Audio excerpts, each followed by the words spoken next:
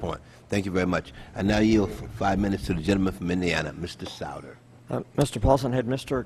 Geithner signed off on that memo, the terms of the deal? What would you say? In other words, you were just about to transition between Treasury Secretaries. Had Mr. Geithner or the incoming administration signed off on the tentative terms?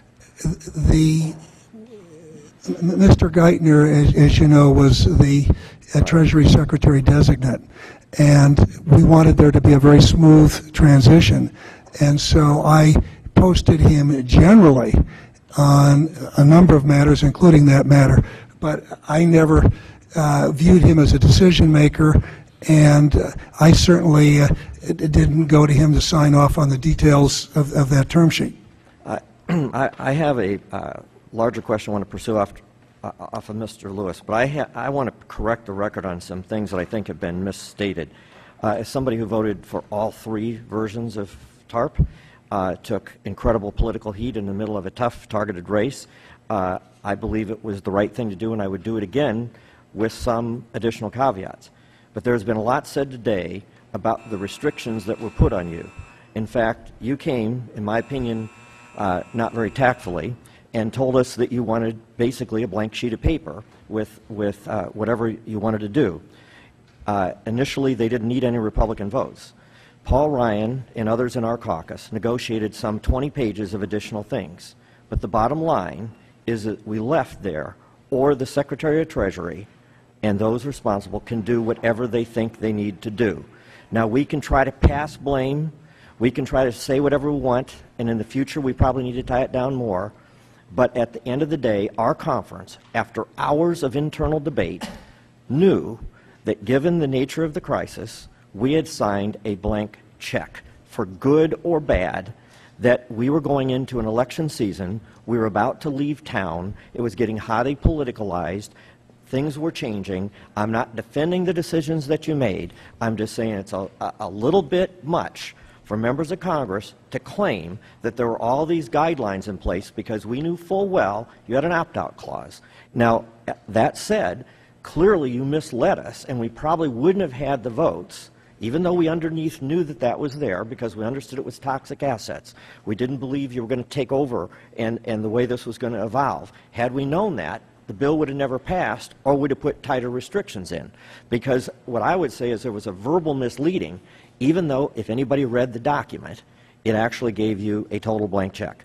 Now, I would also say, I don't understand where people are saying that we weren't in a crisis. Every 48 hours for 3 months, somebody was calling me, telling me a bank was either calling their revolving loan, the mark-to-market was tightening up their assets, so the banks were having their assets drop, people who were never late in their history, people didn't know how to get their payroll dollars, major corporations in this country were having to borrow overseas from third world countries in order to meet their payroll, and that I don't know where it would have gone. I represent a district that is the highest unemployment in the United States, that I have either, Elkhart County has been first in unemployment all the way through, but they're 57% manufacturing. They're 17.6% right now unemployment. We were headed to a lot more than we are now. I'm not necessarily happy with everything that's happening, but it could have been a lot worse. I don't know how catastrophic, but in fact it's relatively stabilized, and I think we can have differences of opinion of how to do it. Now here's my concern about what I saw in the Lewis thing and where it's evolved.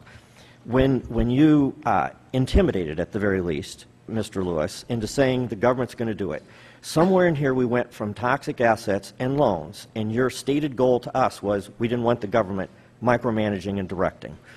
That was the next step, the Lewis process. Then you say when you handed it over, you thought you had a process, but then you don't really know what happened after that. Since then, we now have common stock in banks.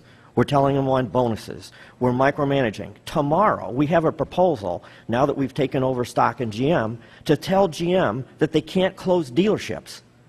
Now, this is the problem when government starts to take over. If you were Treasury Secretary now, where would you have started to draw the line here? You started to walk into it with Mr. Lewis when you realized that could kind of scrambled. Would you have moved to common stock?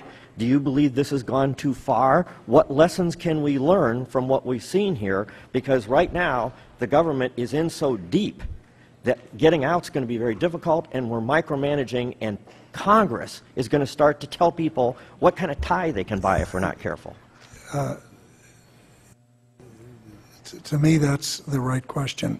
And one of the things that was most difficult for me is I came to the job believing totally, and I still do, in markets and free enterprise and not wanting to see government overly involved. And so I was forced to make some decisions which were very objectionable, but they were better than the alternative. And I thought the decisions we made were going to ultimately help to preserve the markets. So I think the key question is not only how do you get into these programs, but what's the right exit strategy? What is the right exit strategy? When is the system stable? And when do we get out? And I don't think that it is appropriate for me, as a former Secretary of Treasury, 5 months out of the job, to be, and not any closer to it than I am now, to be saying more than that, other than because I think everyone here understands that that government has been forced to do things. I think forced to do things by not only a unprecedented crisis, but forced to do things because we didn't have the tools we needed. There were not wind-down authorities. There was nothing to deal with the failure of a large non-banking institution other than the bankruptcy process. There was, and we had a really outdated regulatory system. It's fair to say that even under great pressure, you didn't take common stock. Yeah. Yeah, we got a reason. Yeah, I did not. Let me, the gentleman's time has expired, and let me just do a little housekeeping here. We have 7 votes on the floor, so the committee will recess until 1:30.